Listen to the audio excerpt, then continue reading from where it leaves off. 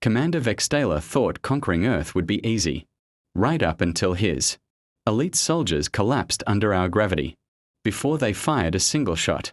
Commander Vex'talor of the Kronus Dominion stood before the panoramic viewing screen of his flagship, the relentless Conquest, and allowed himself a smirk that would have looked absolutely ridiculous to any human observer.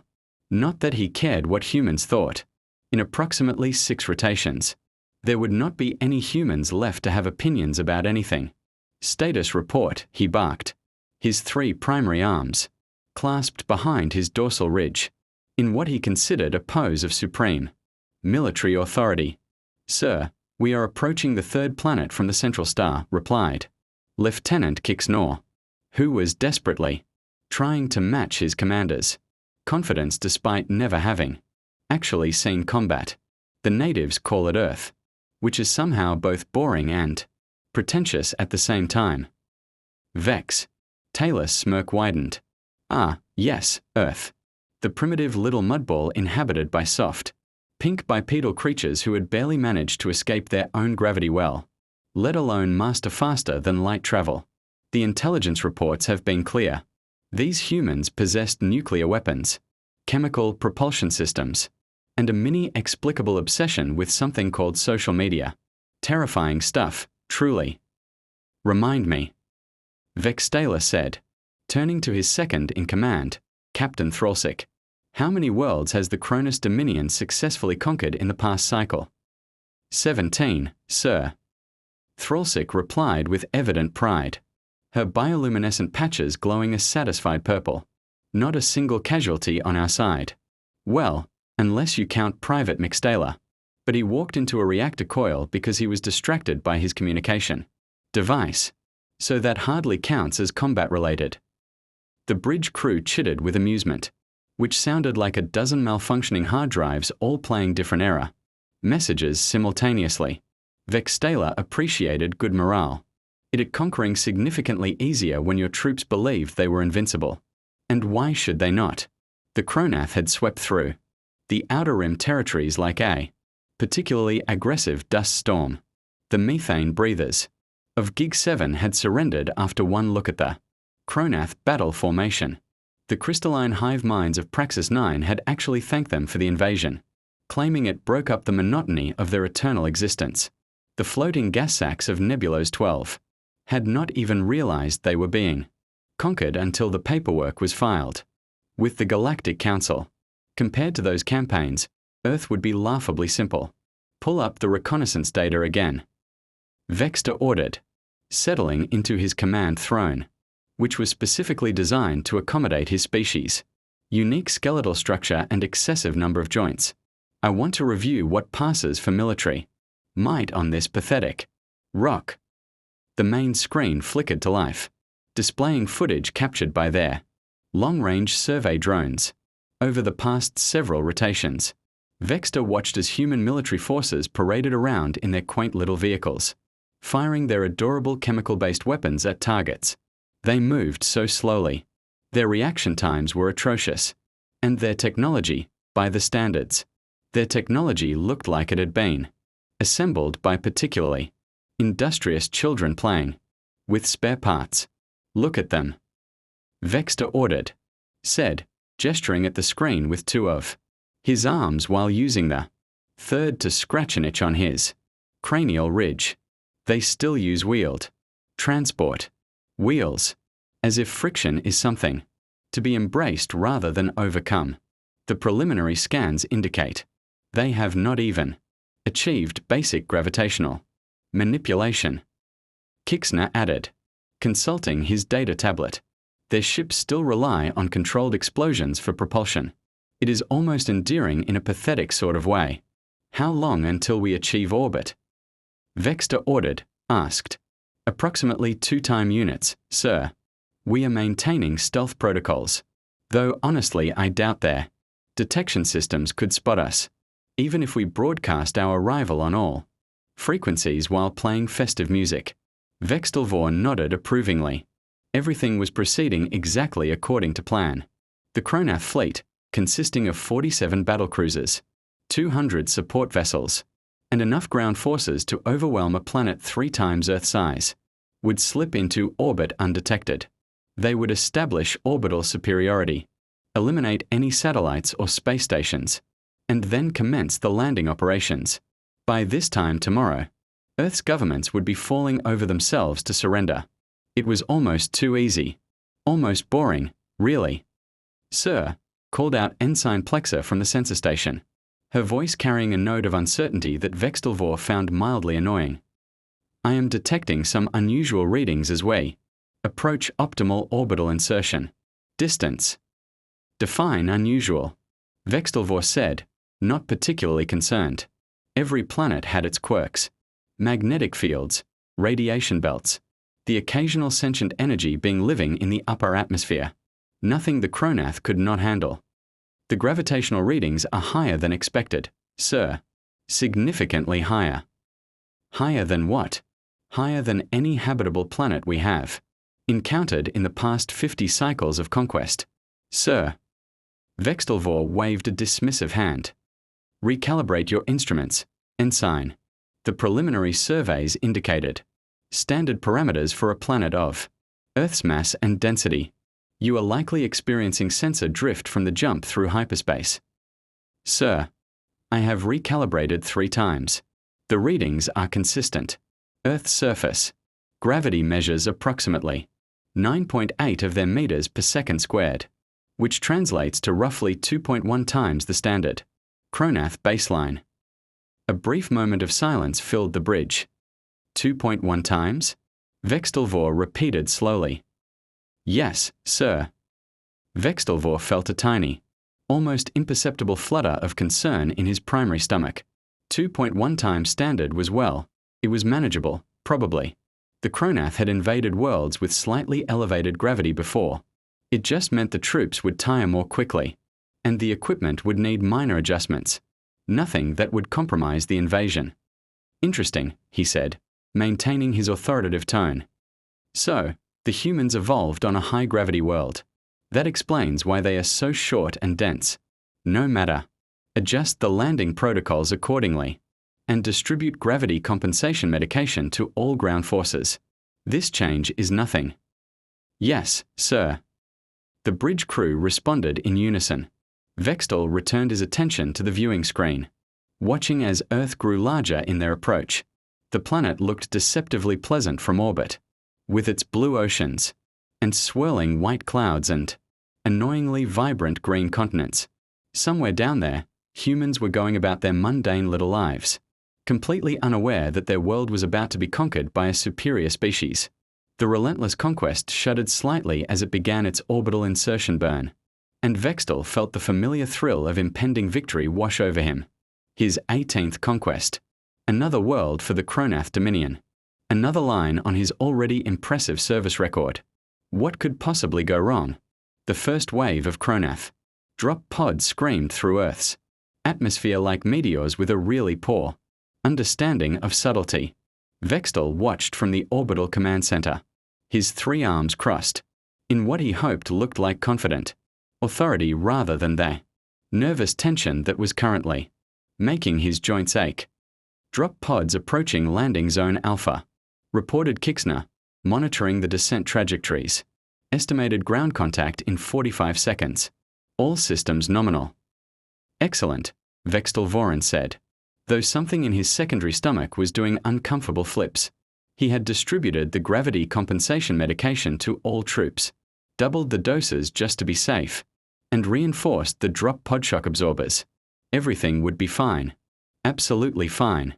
The first pod hit the ground in what appeared to be a rural area designated as Kansas, which apparently meant absolutely nothing interesting ever happened there. The locals were about to get a very rude awakening. The pod's doors blasted open with practiced precision, smoke billowing out dramatically, and Squad Leader Brixton took his first confident step onto Earth's surface. Or rather, he attempted to take a confident step. What actually happened was that Brixton's leg buckled the moment his boot touched the ground, and he face-planted into the dirt with a wet thud that was audible even over the communication channel. His armor, which weighed practically nothing on the Kronath home world, suddenly felt like it was forged from neutron star material. Brixton, report. Vex'talor barked into the command channel. The response came as a strangled wheeze. Sir, I cannot. I am unable. Everything is so heavy. Oh, standards, help me. I think my spine is compressing. What? I cannot stand, sir. The gravity, it is crushing me. My bones are screaming.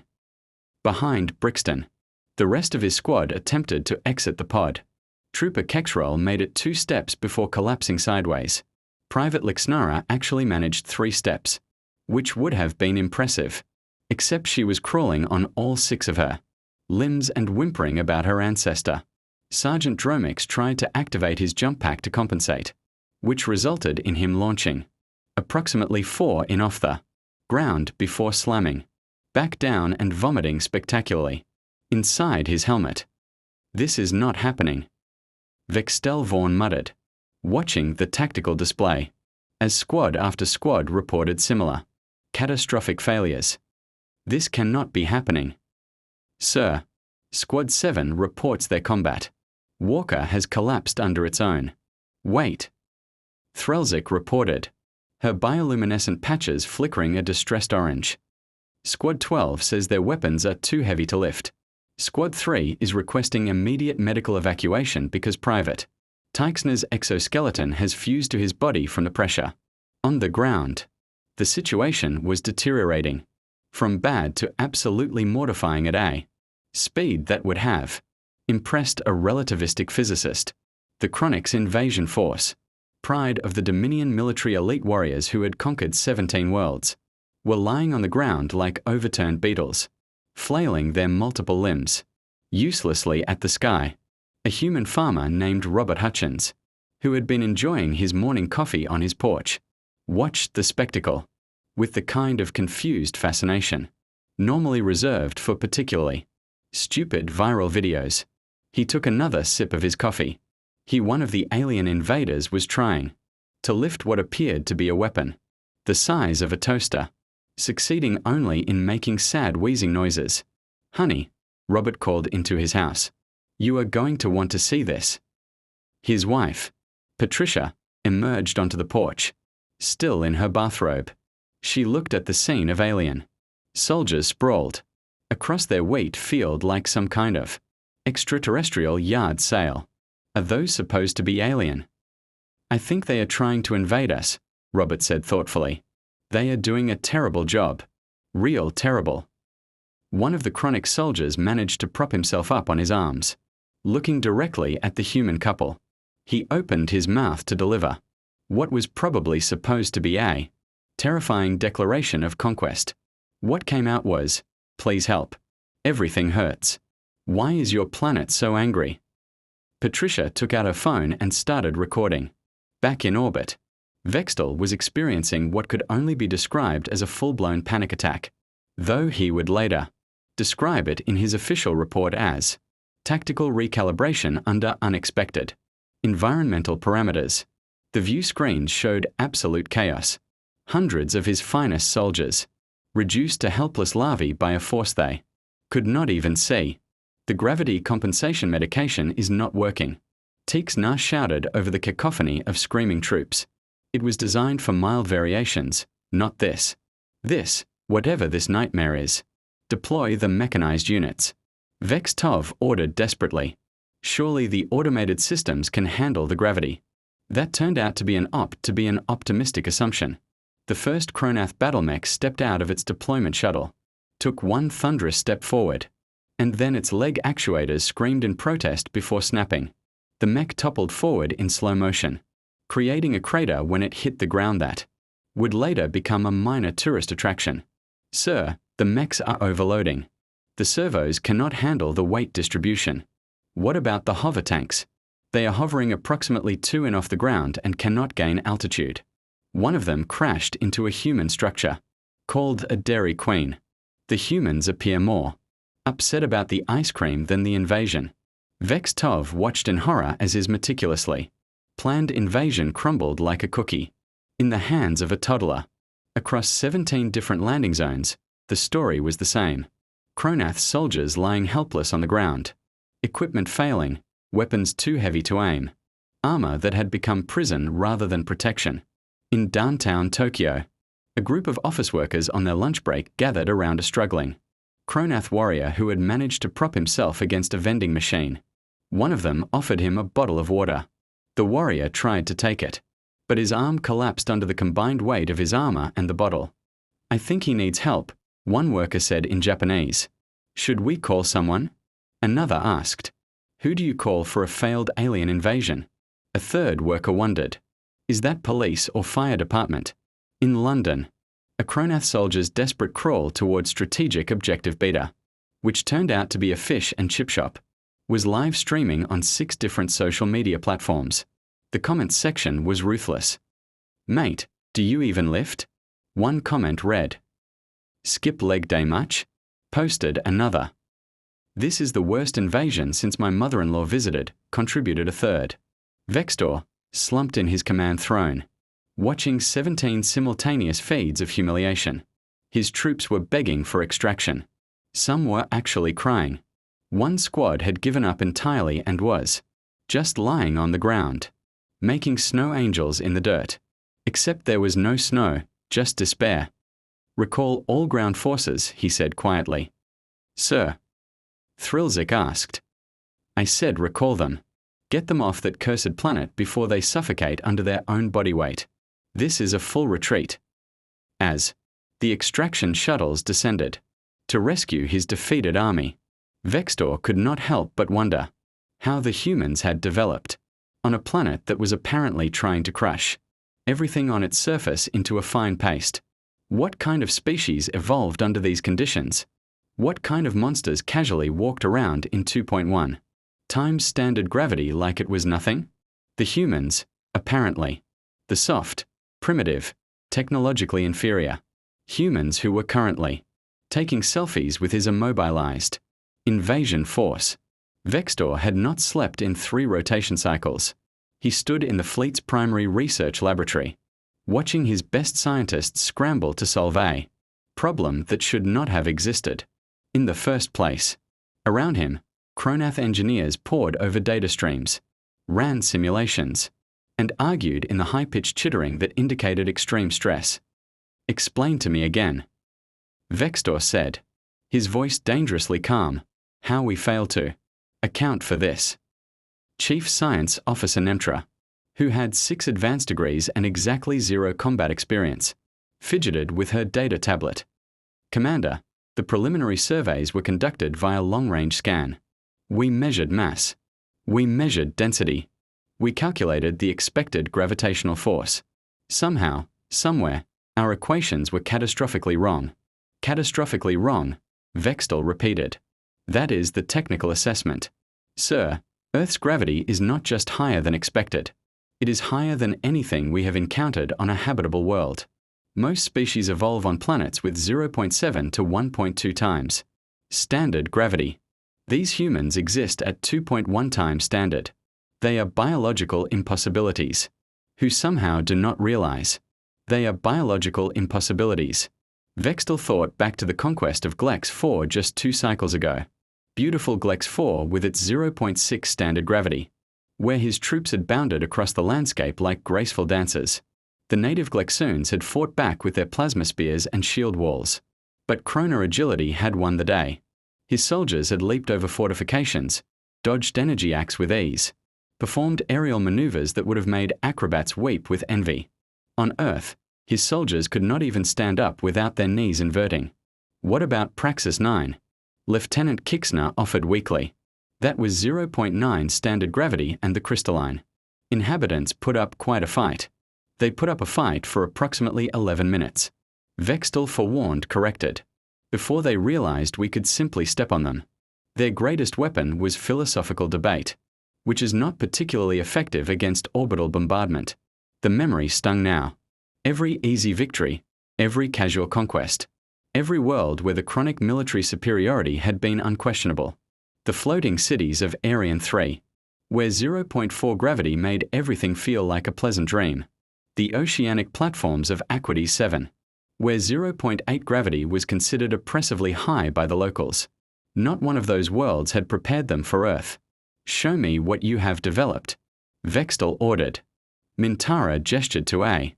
Neighboring platform where A. Prototype gravity. Compensation suit hung on a support frame. It looked like someone had taken a standard Kronus combat suit and added approximately 17 different layers of mechanical assistance, power cores, and stabilization fields. We have created an enhanced exoskeleton with triple redundant gravitational dampeners. Numtar explained. It has reinforced joint actuators, spinal support columns, and a distributed power system that should theoretically allow our troops to function normally under Earth's conditions. Theoretically, Vex'talor foresight. Well, yes. We have not exactly had time for extensive field testing. Then we test it now. Prepare a second landing force, smaller this time. 1 squad, full equipment. These new suits. We hit a remote location. We establish that we can actually walk around without collapsing. And then we proceed with the invasion. 12 hours later, a single Kronus drop pod descended toward a small town in rural Montana called Whitefish, which had a population of approximately 7,000 humans who were about to have a very strange morning. Squad leader Kronus then, wearing one of the new gravity compensation suits, felt cautiously optimistic as the pod doors opened. The suit hummed with power. The gravitational dampeners thrummed against his exoskeleton. His vitals were stable. His confidence was returning. He stepped onto Earth's surface, and immediately the suit's alarm system started screaming. But he remained standing. Sure, every joint felt like it was being squeezed in a vice. And yes, his vision was graying at the edges from the pressure. And okay, fine. He was pretty certain his internal organs were rearranging themselves. But he was standing. This was progress. "Squad, advance," he commanded, his voice only slightly strangled. His 5 troops emerged from the pod, all wearing the new suits, all managing to remain vertical. They looked like a group of arthritic elderly. Kronus trying to walk through setting concrete, but they were mobile. That counted for something. We are going to secure that structure.